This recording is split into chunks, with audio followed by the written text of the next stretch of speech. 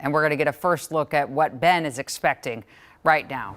Ben, you're using words that I've never heard you use before when you describe this one. Well, there still is time to prepare, but confidence, Jana, is extremely high at a very impactful snowstorm that will really start to ramp up later Tuesday afternoon. Bit of a lull heading into Wednesday, and then Wednesday evening and overnight through Thursday is going to be a pretty big deal. This will be one that we talk about for a while. Now, earlier this morning, we did get a little teaser event with this Clipper system. The snow is done for the Twin Cities Metro, but you can still see that it's still snowing in parts of western Wisconsin and basically the northern third of Minnesota. That system is exiting, and what you can expect the rest of the day today is mainly just a mostly cloudy sky, maybe a little breezy at times as well. The wind southwesterly, just under 10 miles per hour. Current temperature is 30 degrees, and the wind chill makes it feel like it's 22 above right now. Let's take a look at your hour-by-hour forecast. Temperatures will warm today, little melting taking place with highs warming into the mid-30s. So by this evening,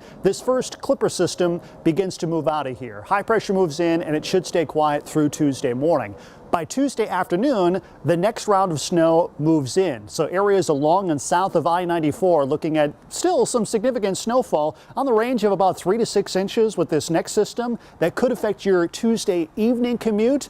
But then we get a little lull again heading into Wednesday morning. Still some light snow falling for the southern part of the state Wednesday, but here around the Twin Cities, it would be a good idea to shovel this first round because the next one will be with us for at least a day and a half or so. By Wednesday evening, the heaviest snow system moves in. You can see a strong low pressure center moving into the center of the country, lifting into the upper Midwest, and you can see heavy snow through Thursday morning, making for very difficult travel. This is likely going to be the worst part of the storm is Wednesday night through early Thursday morning. On the backside of this system, the wind is really going to ramp up as that storm continues to move out. And by the time we head into Friday, high pressure moves in and things finally calm back down. So to break it all down, here's your 7-day forecast. A little light snow this morning, earlier in the day, I should say. That basically is wrapped up. Snow later Tuesday afternoon into Tuesday night. Snow ramps back up again Wednesday evening through at least Thursday morning. And notice those temperatures will be rather cold as well. So mid-30s today. By the end of the week, temperatures will be back below zero. It looks like the wind will be dying down through Friday. And by next weekend, Jana, things will be much calmer, seasonal temperatures, and a little bit more sunshine. So just got to get through the next few days. Yeah, we just got to get there. Yeah. Thanks so much, Ben. Well, a reminder, this is the week, if you've never done it, get that KARE 11 weather app. It'll give you personalized forecasts as to where you are, alerts, because you might need those this week, and you can check live radar on storm arrival times. It's free in all the app stores. Well, in a defiant display of Western solidarity, President Biden made a surprise visit to Ukraine today, just a few days before the anniversary of Russia's invasion of that country. Biden met with Ukrainian President Volodymyr Zelensky for about 5 hours. They talked about the next steps in Ukraine's war against Russia.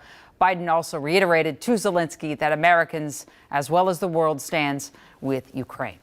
Twitter, if you use it, making some big security changes. If you're not in Twitter Blue subscriber mode, the platform is going to disable two-factor authentication by next week. It requires users, what is that? It requires users to type in their password and then a code or security key to get to their accounts. It's one of the ways users keep their accounts safe and secure.